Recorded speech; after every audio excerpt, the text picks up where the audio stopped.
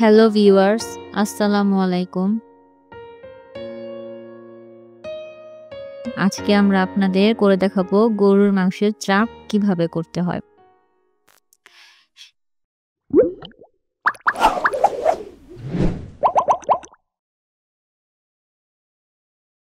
তো আমরা এখন গরুর মাংসের চাপগুলো নিয়ে নিয়েছি, সাইজ মতো কেটে নিয়েছি।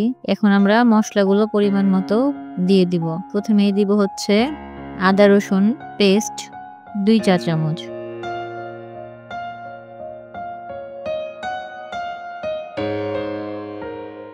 এখন দিয়ে দিব হচ্ছে পেঁপের পেস্ট খোসা সহকারে 1 চা চামচ বা 1.5 চা চামচ দিবেন।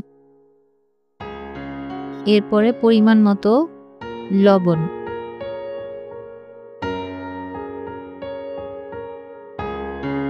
সামান্য পরিমাণ টেস্টিং সল্ট।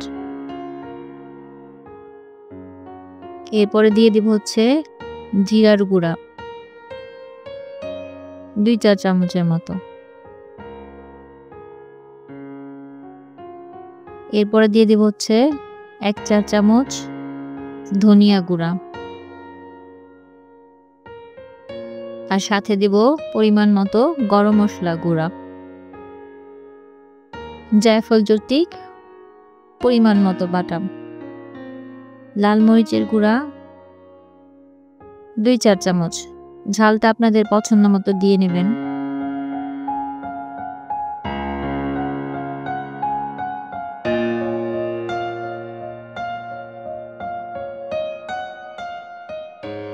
এরপরে দিব হচ্ছে আমরা সরিষার তেল।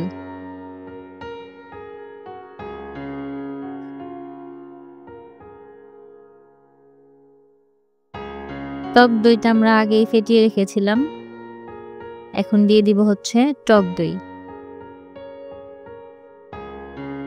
এখন সবগুলো উপকরণ সুন্দর করে আমরা মেখে নেব। দেন এরপরে হচ্ছে আমরা একটা একটা করে চাপ মশলার সাথে মাখিয়ে নেব, একটা একটা করে।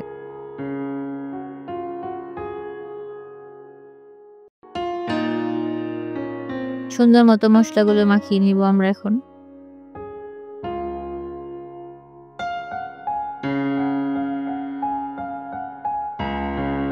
এরপর আমরা আরেকটা চাপ নিয়ে নিলাম। মশলাগুলো একইভাবে আমরা মশলাগুলো ভালো করে মেখে নেব, যেন মাংসের গায়ে সুন্দর মতো মশলাগুলো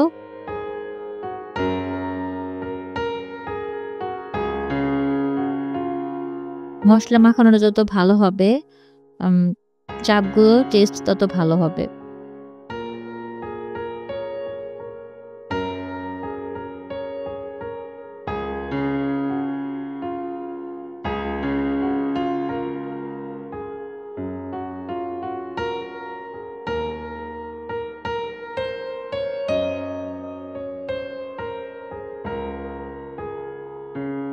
এভাবে করে আমরা সবগুলো মাংস মশলার সাথে ভালো মতো মেখে নিব। এবার আমরা মাংসগুলো 2 ঘন্টার জন্য ম্যারিনেট করে রেখে দিব। ফিরে আসছি 2 ঘন্টা পর।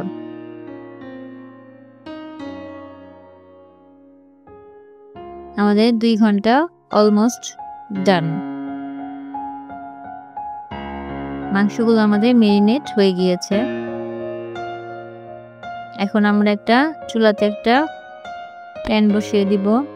এর মধ্যে এখন দিয়ে দিব সরিষার তেল। সরিষার তেলটা দিয়ে চাপ ভাজা করলে গরুর মাংসের টেস্টটা অনেক ভালো লাগে। যদি আপনাদের কাছে সরিষার তেল পছন্দ না লাগে, আপনারা রেগুলার সয়াবিন তেল ইউজ করতে পারেন। তেলটা একটু গরম হয়ে আসলে আমরা চাপটা তার মধ্যে দিয়ে দিব।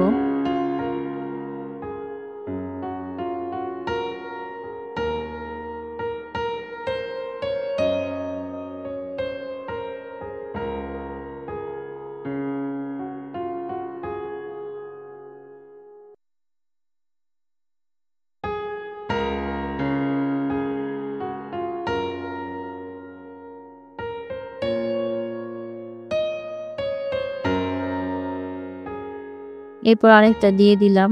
একটু জায়গা আছে যেহেতু।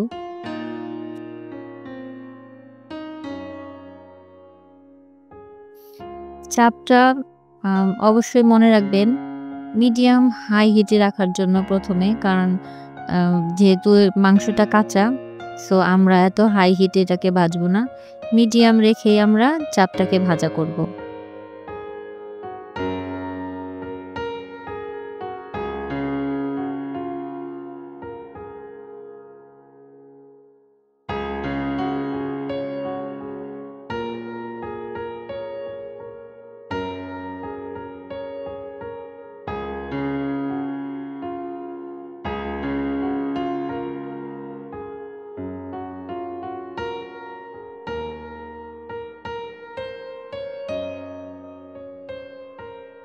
এখন আমরা মাংসটা উল্টাবো না।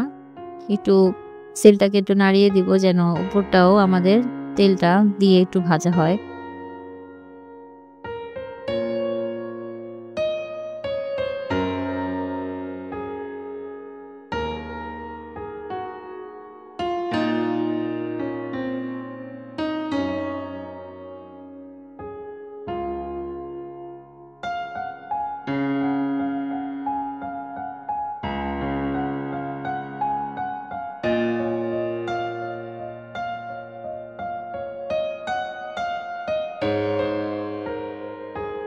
এখন আমরা একটু নেড়ে দিচ্ছি।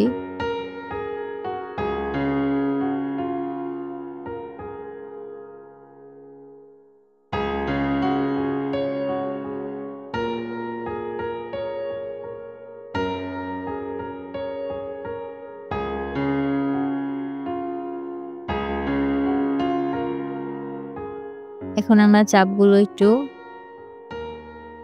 পিঠ ওপিঠ করে দিব। যখন এক পিঠ হয়ে আসবে তখন আমরা ওপিঠ করে দিলাম।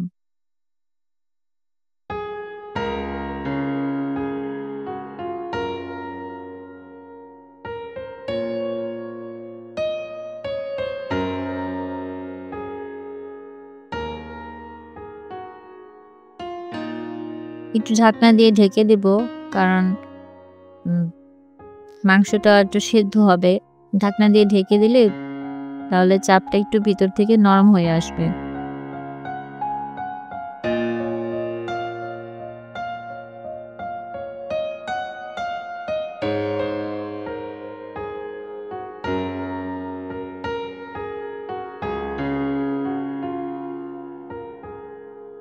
মাংসটা আবার আমরা ঢেকে দিলাম।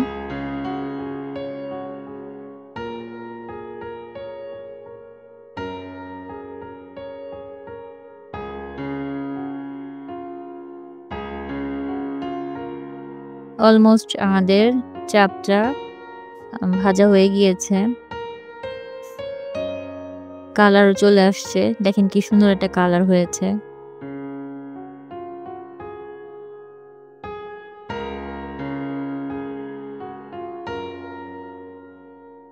আমাদের চাপ ভাজা অলমোস্ট ডান। দেখতে খুব সুন্দর লাগছে। খেতে তো আরো বেশি মজা হবে।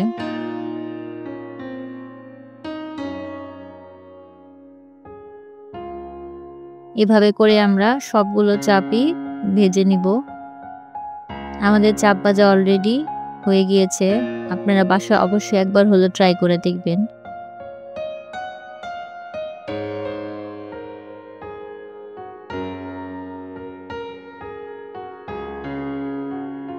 চাপগুলো দেখতে খুবই লোভনীয় লাগছে।